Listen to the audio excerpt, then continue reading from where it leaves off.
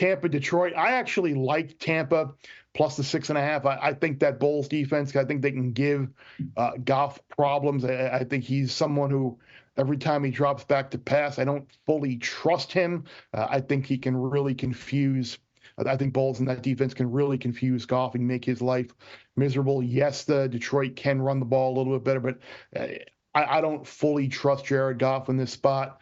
And at the same time, you look at what that Tampa offense did to Phil. Look, I know the Eagles' defense has been one of the worst in the league lately, but they could have. I mean, Evans was wide open on a couple of plays, couple of drops. I mean, they potentially could have had even more points on the board than they did. So now they got to go on the road. But this Tampa story, I think, is real. And Baker looked okay last week. He looked healthy. And again, I hate being on the the underdog that won the previous week, but it was only a field goal, and it kind of felt like Tampa was the right side all week going into that game against a dead team walking Philly. So yeah, I'm gonna hop on board here, and I took the Bucks plus 6.5.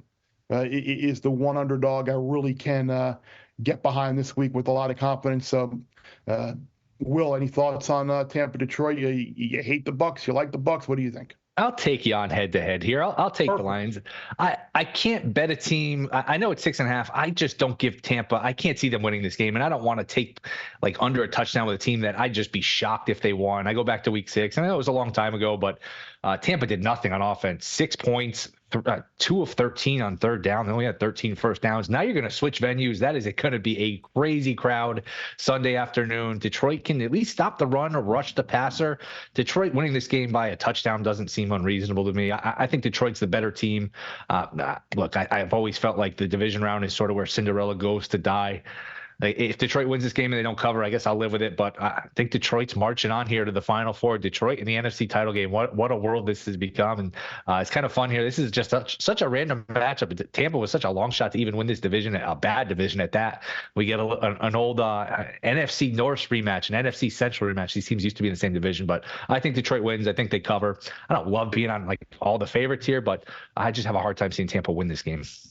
Square Willie. Yes. The Rams did put 425 yards of offense down the Lions' throat. That's alarming to think about the fact that Detroit was maybe a little lucky to win that game, all things considered. But they did win. It was awesome to watch the Lions fans celebrate. I was happy for the fans. Don't really care about the team. But let's talk about this. Do we get more 7 in the market? It's 6.5 at most places. But if you're in a circus state, if you're in Nevada, Illinois, Iowa, Colorado, you can take 7 with the Bucks. And I'd love to be able to do that. That full 7 is a big deal. So I haven't made a bet yet. I said on Chicken Dinner this week I was going to wait for 7. We might get there, guys. We might get, we tape this on a Thursday. By the time we get to Saturday and Sunday, there's a chance we get to 7. If Circa's at 7, there's a chance we get DraftKings, FanDuel, MGM to 7. So I think if you like the favorite, lay it right now, lay 6.5.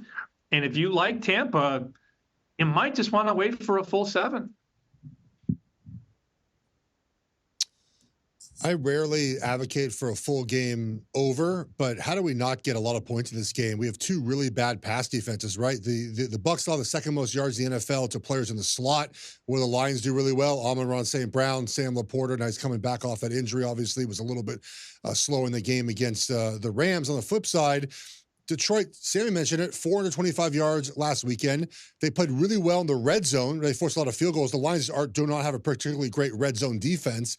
And they've had 4 straight games. They've allowed 140 yards plus to a single wide receiver. Justin Jefferson, Puka Nacua. I think Mike Evans has a big game. He would have been over his number easily if he caught that one deep pass early in the game against Philly. And to me, this is just a high-scoring, up-tempo game. A lot of wide receiver yards, a lot of quarterback yards. It's inside. The weather's good. Baker and Tampa Bay aren't going to be intimidated by kind of the environment. Also, you mentioned it, Bear. Tampa Bay brings a lot of pressure, right? They're going to pressure Goff.